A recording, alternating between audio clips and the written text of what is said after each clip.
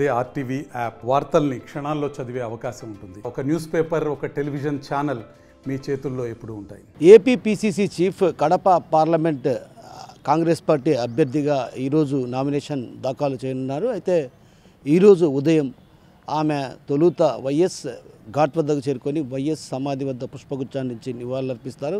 అనంతరం అక్కడ ప్రత్యేక ప్రార్థనలు కూడా చేయడం జరుగుతుంది. ఆ తర్వాత నామినేషన్ పత్రాలను తండ్రి సమాధి వద్ద ఉంచి ఆశీర్వచనలు తీసుకున్న అనంతరం కూడా ఆమె రోడ్డు మార్గాన కడపలో ఉన్నటువంటి బైపాస్ వద్దకు చేరుకుంటారు. అక్కడ పెద్ద ఎత్తున కాంగ్రెస్ శ్రేణులు ఘనస్వాగతం పలికేందుకు కూడా ఇప్పటికే ఏర్పాటు చేయడం జరిగింది. అక్కడి నుంచి ఐటీఐ సర్కిల్ మీదుగా భారీ ర్యాలీ కూడా కాంగ్రెస్ పార్టీ చేసేందుకు సన్నాహాలు చేసింది. అయితే ఐటీఐ సర్కిల్ నుంచి కోటిరెడ్డి సర్కిల్ మీదుగా చేరుకొని అక్కడి నుంచి నేరుగా కలెక్టరేట్ వద్దకు చేరుకొని కలెక్టరేట్ వద్ద 11 గంటల ప్రాంతంలో కూడా నామినేషన్ దాఖలు చేస్తారు. ఆ తర్వాత దాఖలు చేసిన అనంతరం కూడా ఆమె బహిరంగ సభలో కూడా ప్రత్యేకించి ప్రసంగించే అవకాశం ఉంది. అయితే ఈ ప్రసంగంలో కూడా ప్రత్యేకించి ఏదైతే జగన్పై విమర్శల దాటి గుప్పించే అవకాశాలు కూడా ఉన్నాయి. అదేవిధంగా జగన్పై పరోక్షంగా ఏదైతే రాజధానికి రాకుండా పోవడం, అదేవిధంగా ఇతరత్ర అంశాలు ఏవైతే రాష్ట్రానికి రావాల్సినటువంటి ప్రయోజనాలకు కేంద్రం వద్ద తాకట్టు పెట్టారన్నటువంటి విమర్శలు కూడా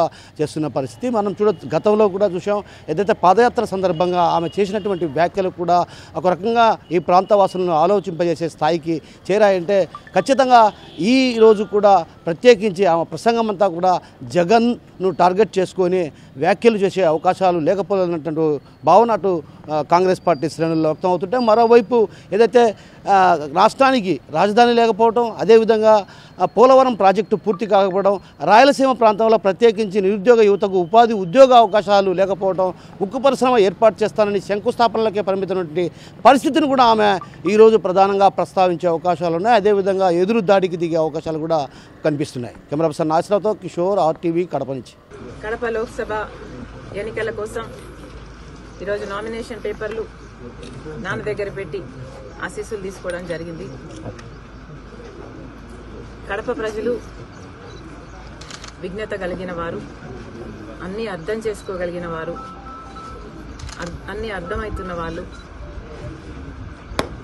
కడప ప్రజలు మంచి తీర్పునిస్తారని రాజశేఖర రెడ్డి బిడ్డకు పూర్తి నమ్మకం ఉంది. ఎందుకంటే కడప ప్రజలు, పులివెందుల ప్రజలు, కడప జిల్లా ప్రజలు రాజశేఖర రెడ్డి గారిని, వివేకానంద రెడ్డి గారిని మరిచిపోలేదు అన్న సంపూర్ణ నమ్మకం ఉంది.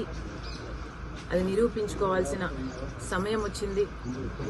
కాబట్టి రాజశేఖర రెడ్డి బిడ్డ గొప్ప మెజారిటీతో గెలుస్తుందని, ప్రజలు ఆశీర్వదిస్తారని, ఈ యుద్ధం యెహోవాదని పూర్తిగా నమ్ముతూ I'm confident of a great victory. Thank you. మరిన్ని వీడియోస్ కోసం ఛానల్ ని సబ్స్క్రైబ్ చేయండి, లేటెస్ట్ అప్డేట్స్ కోసం వాట్సాప్ ఛానల్ ని ఫాలో చేయండి అండ్ లింక్ డిస్క్రిప్షన్ లో ఉంది.